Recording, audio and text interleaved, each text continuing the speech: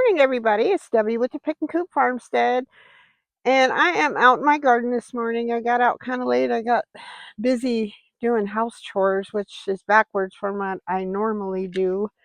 It's still really just like not even maybe 70 degrees out here, which is not hot at all. So I wanted to come out and see what I could see and probably sprinkle my seeds that I've planted. So come along and let's do some gardening. So as you can see, this is where we planted some top crop beans. I think I put like 6 seeds in there. And it's looking pretty dry on top. So you don't want it to get dry and crusty because the seeds will have a hard time popping through. So after I get done filming, I'm going to go ahead and sprinkle and that'll be done. There's no sprouting. I planted 3 beans in here. These are the bountiful beans, bush beans. And nothing there, and it's looking kind of dry on top. So those will get sprinkled as well. I think today I'm going to go ahead and put one of these poles in right next to my, it's a dark zucchini. It's called a Dark Star. This is from Redwood Seeds. And I don't want to damage the roots, so I have to be kind of careful. There we go. And put that in. That's pretty sturdy. And then this pole, these are poles. Let me show you the top, sorry. These poles are left over from my very first Easy Up I bought. I turned it into a paint booth and it just got destroyed. And so I saved the poles and I have used these for like 3 years out in my garden. They're amazing. So the idea is you have your pole. You can use a tomato cage too. I did that the first year, I think, and it was really kind of hard to manage that way. But your zucchinis and crooknecks and things will grow up this pole, and as they grow up, you loosely tie them to the pole and you prune them from the bottom up. And then you will have a nice big stalk, and then out here you will have your squash tree basically. So I'm going to trim the bottom leaves that are laying on the ground just because that's a recipe for disease. And if you go head on over to Pawpaw Ridge channel, he will explain in great detail how to go about this.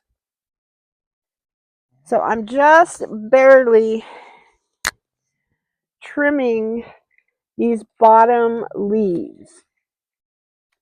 And I just cut and drop, unless those leaves look damaged at all, like they have powdery mildew or something like that.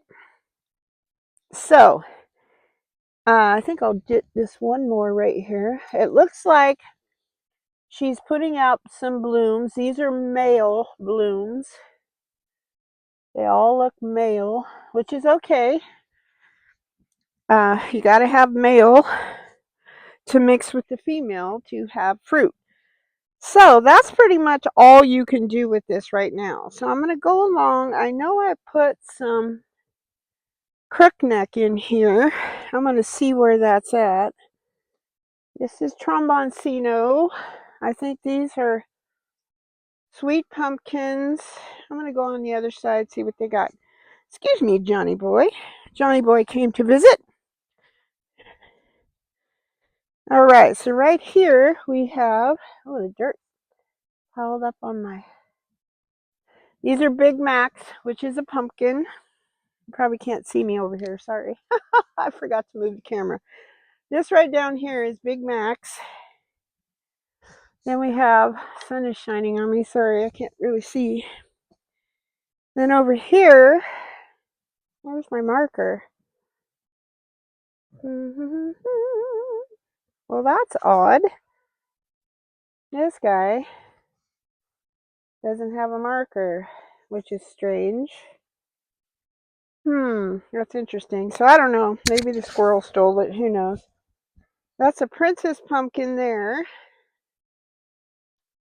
And that's a Hubbard squash. So I guess I didn't plant a crook neck in here. I think I must have put that one somewhere else. So I think this is okay right now. So that's, I guess, my little lesson on squash trees.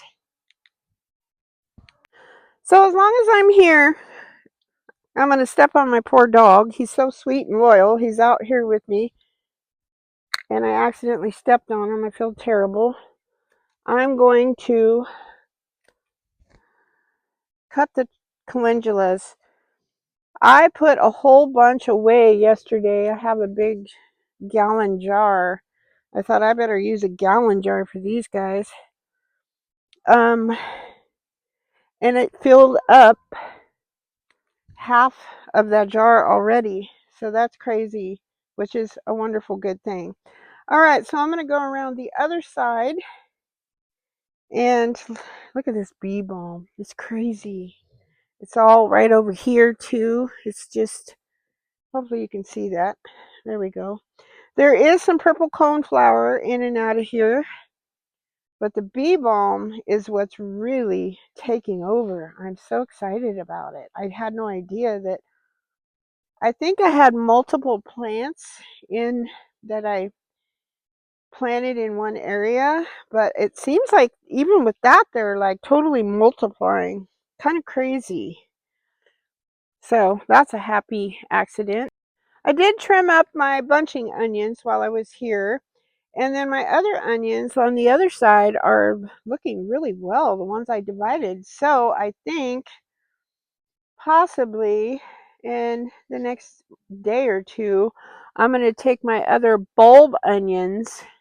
Those were bulb onions that I separated in put them into 3 to 4 groupings. So they would have a chance to bulb up. So I'm going to do my other ones in the next couple days. So I got another beautiful handful of calendula. I did hear some scuttlebutt the other day. I belong to a lot of different uh,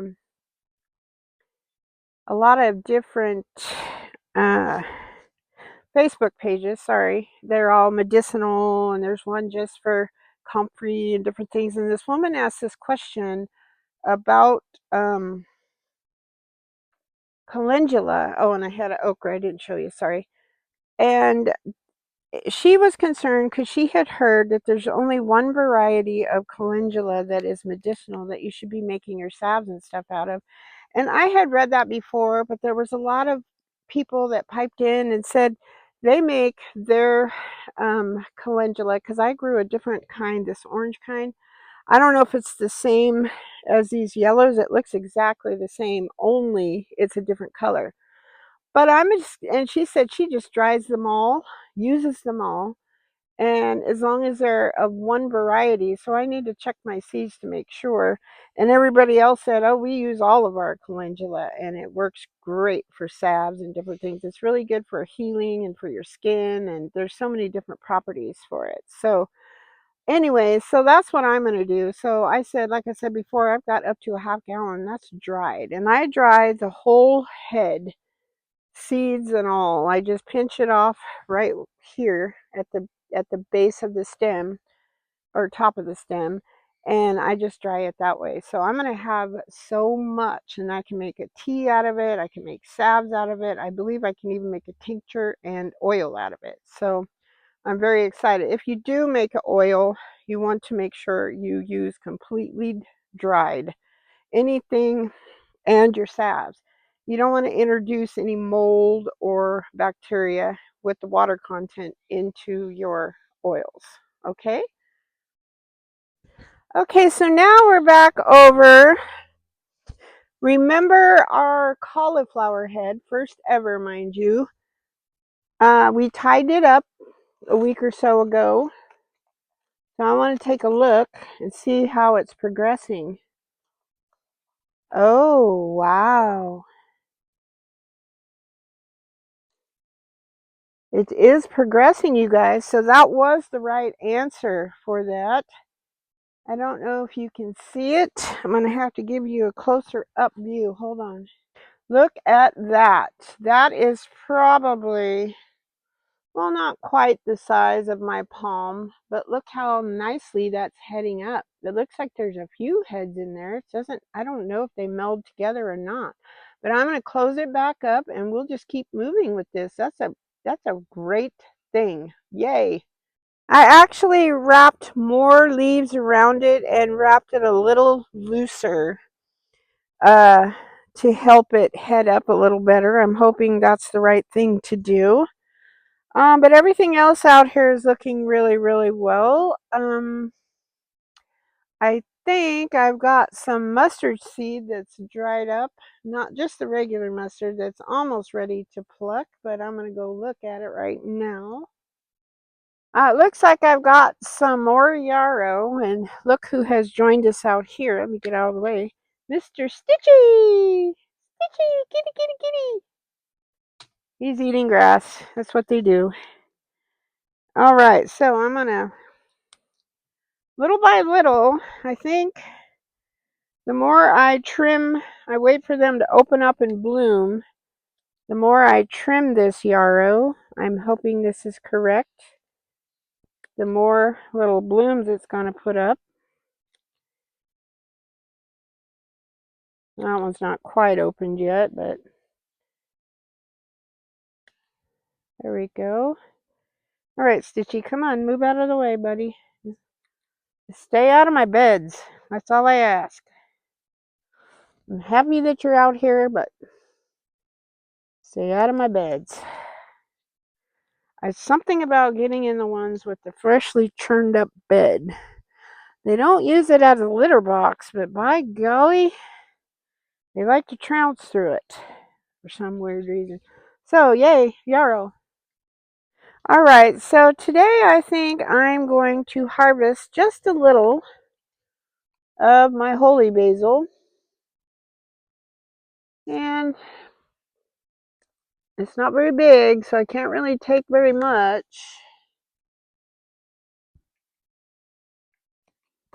But I am going to take these little guys. They're starting to really grow from the rain and the fertilizer I gave them. So I did want to show you my radishes. Hopefully you can see them beyond these flowers right along here.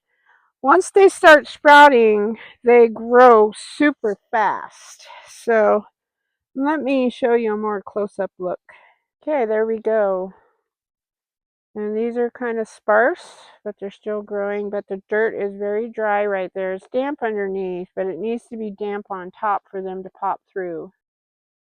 I think I'm going to make an executive, I can't even talk this morning, hello, decision.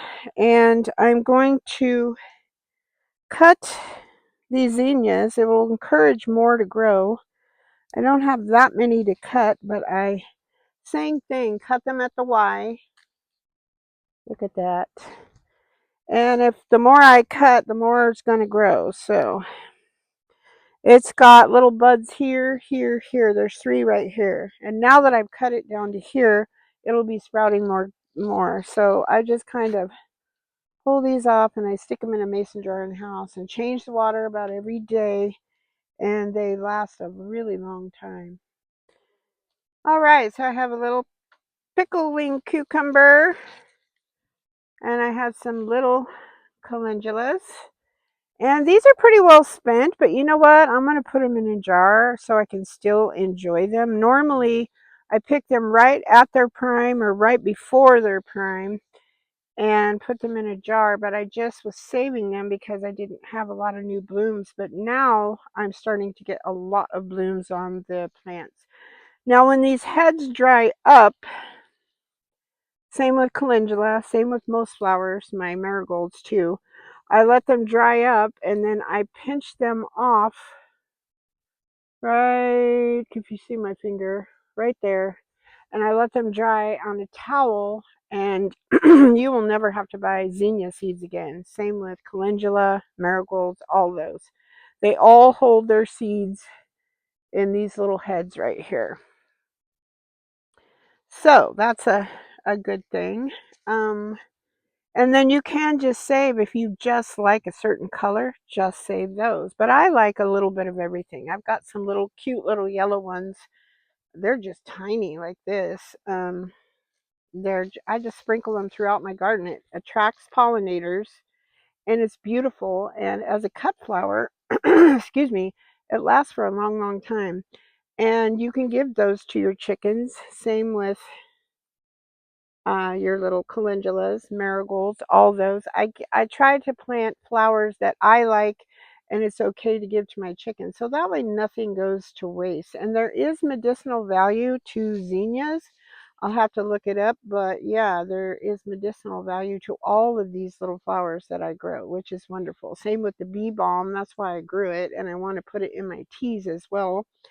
And then cornflower or coneflower, excuse me. And I grew the purple coneflower, which is otherwise known as echinacea, which we all know that that boosts your immune system. These are the cute little, look at them next to my thumb, cute little petite zinnias I've got going on here. They're so cute. So I'm going to put those in my jar as well. So, and I do see where at the Y there's some more blooms coming out. So now there should be quite a few blooms coming. I was going to cut some more comfrey leaves and some lemon balm and lemongrass just so I can have it drying. But I had to make a deal with myself. I have to process all the dried stuff in the house first. So maybe tomorrow. Hopefully that goal is today. I'll get that done. I already started on it yesterday and I got some done. But the thing is you get all gung ho and you start cutting this and washing it, laying it out to dry. Then you have to have a clean, dry vessel to put it in after you've dried it. And some things really grow in abundance, as like basil, for instance, or oregano. I just got all my oregano put away yesterday, which is good because I just had a little, I don't know, what was it, a pint jar full. I mean, and it's full. I pack it in there. Another tip when you're storing your dried herbs and plant material, once you get it dried, stick a unused tea bag in there. And the tea bag will draw the moisture, if there's any left, out of that plant material and then just pop your lid on. So I learned that, yikes, I can't remember where I learned that, but so far it's working quite well. All right, folks. Well, that's all I have for you today. I'm going to go ahead and finish my daily chores. I mean, I've got chickens, I've got animals. Johnny and I both take just supplements, and we take a little bit of, oh, I can't say that on here. Never mind. But we just take supplements. We'll just say that immune boosting elixirs. And then he gets stuff for his joints, and I take stuff for my joints. And then we've got to do a load of laundry, dishes, just like everybody else. I just prefer to be out in the garden first, and then when it starts getting warm and the sun gets on the garden, it's not even really hot today so far. I go back in the house, and that's when I do, laundry, cleaning, blah, blah, blah, the stuff that's not so fun. So I might start, just for future reference, I will definitely do a video on it. I always do videos on my maiden voyage of things I've never tried before.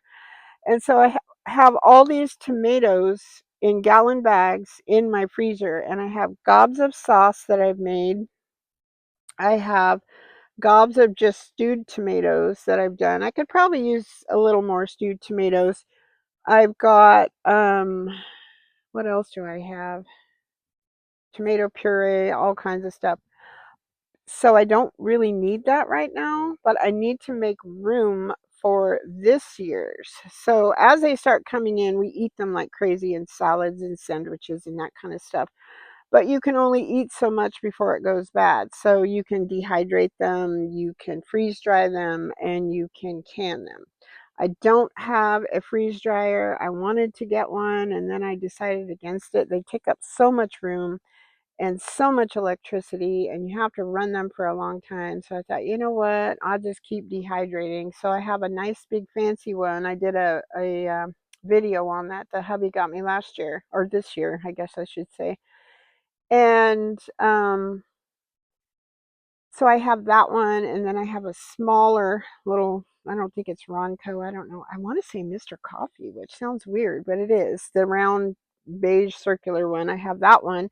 Then my sister gave me another wonderful big tall metal one. It's a fancy dude. So I am in abundance of dehydrators. So I have plenty of those. So I either can dry naturally or dehydrate. So, that's, you only can do so many things of one thing. I try to give it away. I mean, it's just share the wealth, right? As long as you get your jars back. I find that's kind of hard. Fellow canners that you give stuff to, like my sister, for instance, she always gives the jars back. Um, or we're trading back and forth, so it's equal. So you're not losing jars. My daughter gives the jars back because I'll give them jams and different things that I make. But people just don't know. I don't think it's out of selfishness. I think they just don't know that how expensive jars are. Rings are super cheap. That's not a big deal because I always put a ring on something before I give it to someone. I store it without the ring, but I always put a ring on it. That way, when they open it, they can put the lid back on and put the ring on. But I'm getting way off topic here. So, anyways, I'm going to do ketchup. That's what I started to say in a very long, long way. I always say to make a short story long, which I do. I'm amply caffeinated, by the way. I probably just, my face turned red. Uh, so I want to try making ketchup. Now, you can make it in your big electric roaster, but I've heard people say that the acid in the tomatoes will take off the enamel coating. So I don't want to do that. So I have two, the big oval slow cookers. So I thought, well, why not do it in there? And especially for my maiden voyage, I don't want to make a whole bunch because if it doesn't taste very good, I don't want to put that up. So, and then I'll can it. So, and it's going to take a few days to cook it down like that. So, yeah, I'll make a video on that. And then I was going to make a video later today, which I'm super excited about. I want to make a plan for my fall seed starting because today's already the 28th and this is 31 days in this month. And I want to start planting my indoor stuff under the grow lights. That's another reason I need to get all my dried herbs are on my shelves in there. I want to do a plan like I did with the spring garden. I have my index cards and I have the dates. Plant this date, plant this date, plant this date. Like Brussels sprouts take the longest off the top of my head. Brussels sprouts, I think broccoli does too. I'm not really sure. But I last year I didn't start planting that kind of stuff indoors until like August 12th.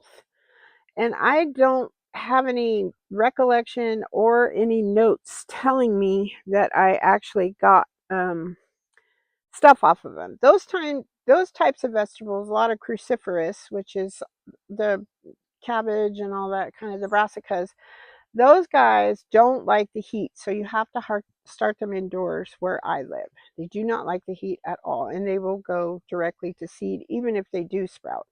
So I start them indoors and then I plant them out, I want to say in October, I hope, for where I am. I think I am 7A or 7B, but I'm also almost at 3,000 feet. So we get frost and snow before everybody else does down in the valley.